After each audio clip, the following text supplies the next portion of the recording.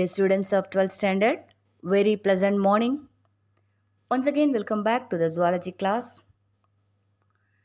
Today's content is from chapter number 2, Human Reproduction.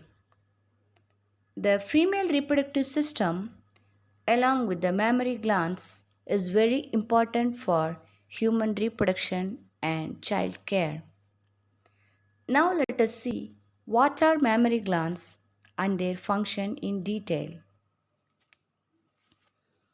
The mammary glands are modified sweat glands present in both sexes, that is, male and female.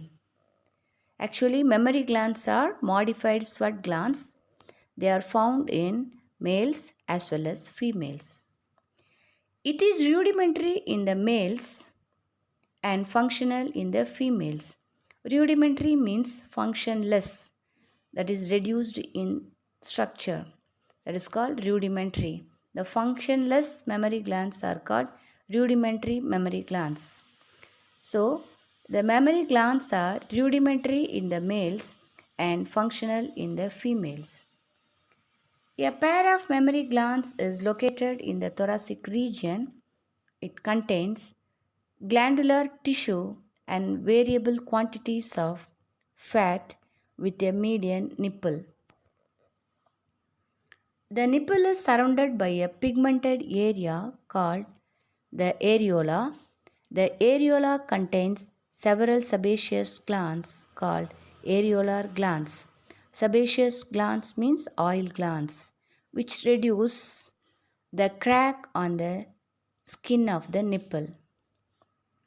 Internally, each mammary gland consists of 2 to 25 lobes.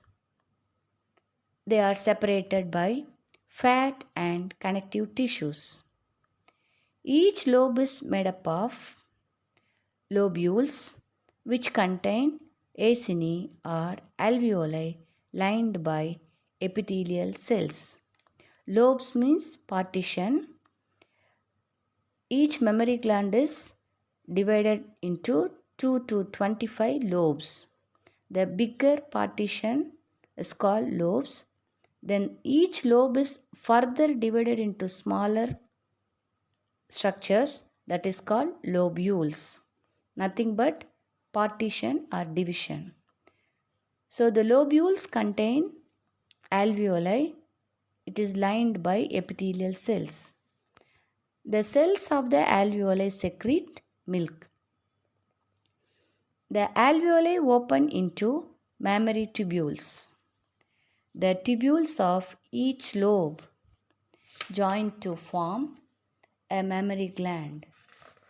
We know that 2 to 25 lobes are there. So, the tubules of each lobe join to form a mammary duct. Several mammary ducts join to form a wider mammary ampulla, which is connected to the lactiferous duct in the nipple. You got it? Tubes from lobes join together form mammary tubules. Mammary tubules join together form mammary duct. Then mammary ducts join together form mammary ampullae, and the ampullae open into lactiferous duct in the nipple.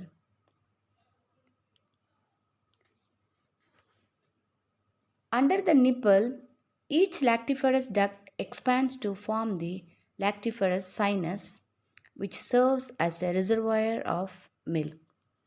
Each lactiferous duct opens separately by a minute open or pore, a minute pore on the surface of the nipple. For your understanding, epithelial cells of alveoli secrete milk. Alveoli is found inside the lobules. The structures are nothing but tubes and tubules. The structures means mammary tubules, mammary ducts, mammary ampullae, lactiferous duct, lactiferous sinus. These are the structures found in the mammary gland used for collecting and storing the milk, as shown in the figure.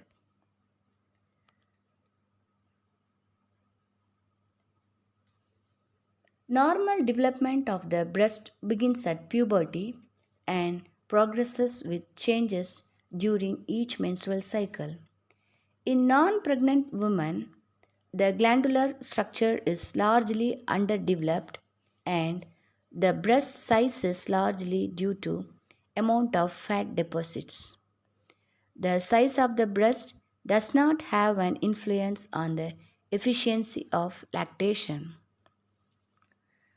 Dear children, till now we discussed regarding the structure and function of mammary gland.